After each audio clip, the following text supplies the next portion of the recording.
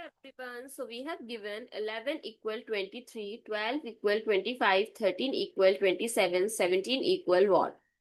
So can you find the number that fills this logical sequence? If you haven't, please watch my solution in this video. And if you are new to my channel, please subscribe it and hit the notification bell because here on the channel we daily uploaded free videos that train your mind in logical reasoning as well as basic to advanced math. So now take a good look. 11 equal 23. How? If I'll do twice of 11, I get 22 and 22 plus 1 is 23. Similarly, check here. 12 times 2 is 24 plus 1 is 25. So what we are doing? Twice the number and add 1. So what replace the question mark? 17 times 2, that is 34 plus 1, 35. So in place of question mark, we can write 35.